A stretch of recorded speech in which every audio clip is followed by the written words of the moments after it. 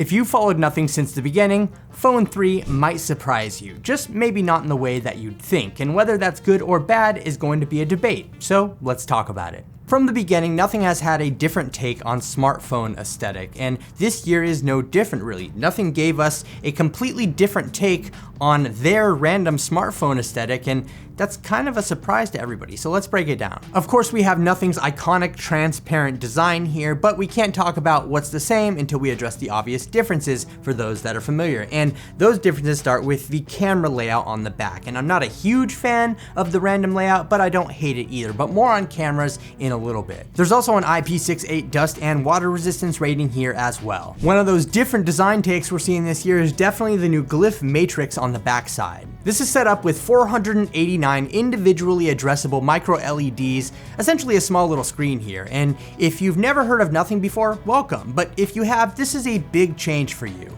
The Glyph Matrix on the back here isn't what the Nothing Glyph system used to be. It's actually a bit more advanced, but also less prominent. So with the Glyph Matrix, you have the ability to use Glyph toys, which are little utilities on the phone that you can access by using the capacitive button on the back side of the Nothing Phone 3 to select them and cycle through them. These are little utilities, or well, toys/games that you can access using only the Glyph Matrix screen, and you can also set up rules for notifications and apps to display unique icons for each alert. As for the toys, they're not super useful. Like, do I really want to play rock, paper, scissors or spin the bottle with the back of my phone? Probably not. However, there are utilities like a stopwatch, battery percentage, or a selfie mirror that can provide value. And really, like previous Nothing phones, I think that the Glyph Matrix is cool. It's obviously a different take on what they've done before, but my whole thing has always been how useful is any Glyph system to me on the back of a phone, because when I put my phone down, it's either face up or in my pocket. And because of that, I don't think a lot of people are going to buy this phone for the Glyph system in order to just put their phone face down to take advantage of it. Basically, I like the feature, I think it's cool, and I think the risk taken here is well worth it, but it's just not something that I personally use day to day. But enough about the back side of the phone, let's talk about the front where we have the display. And here we have a 6.67 inch 120Hz AMOLED display with a resolution of 1260 by 2800. And the display is nice, bright, and colorful, and I really have no complaints here. There's a fingerprint sensor under the display, the bezels are nice and slim here, and I really don't have much good or bad to say about the display. It's just a solid display, nothing more, nothing less. Underneath that display, we have the core of the Nothing Phone 3, and with that we have the Snapdragon 8S Gen 4 with 12 gigabytes of RAM in my 256 gigabyte model and a 5150 milliamp hour battery, which we'll talk about a little later. And yeah, on paper, the chipset here is a bit underwhelming for a flagship phone, but in practice, it's really no problem. Out of the box, you have Android 15 and Nothing OS 3.5, and you won't hit any performance limitations or anything like that with everyday use.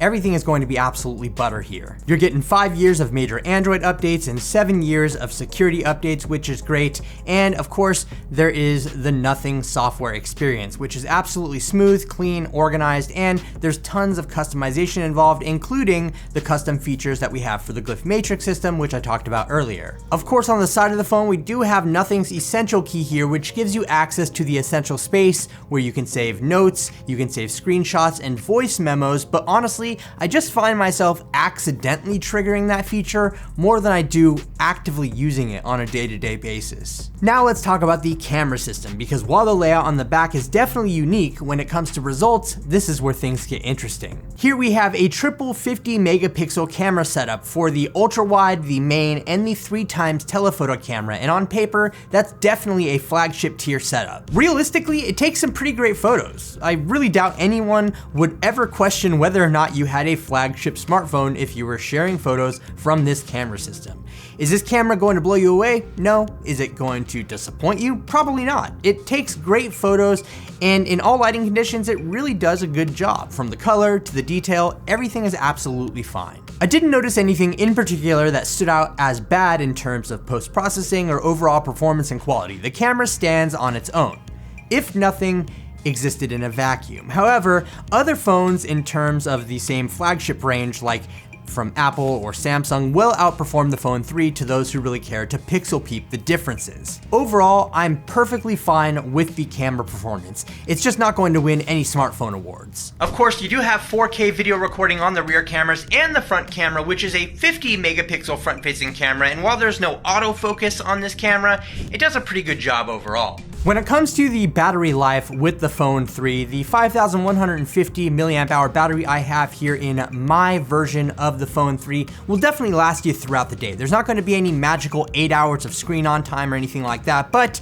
a reasonable 4.5 to 6 depending on your usage. Overall though, I'm pretty happy with the battery performance here. It's not going to blow you away, but it's definitely going to get you through the day. And if you need to charge up, you're going to be able to easily do that if you have a block that takes advantage of the fast 65 watt charging here, or you can wirelessly charge at 15 watts. Now, when it comes to price, the Phone 3 is gonna set you back $799. And honestly, it's a promising phone that has a lot of greatness to it. But again, that's in a vacuum, one where quite literally nothing exists. What you're really paying $799 for here is nothing software experience, the Glyph Matrix system, and the design language, because without those three things, the Phone 3 would be a lot like the rest, and subpar in some categories. So back to what I was saying in the intro, what's not surprising about the Phone 3 is nothing doing something drastically different than what we expected, because that's kind of what they built a brand on. Doing the unexpected. Everyone might not be on board with that this year, but I definitely appreciate a surprise or two in a space where things tend to stay the same. I just hope the next surprise is a price drop.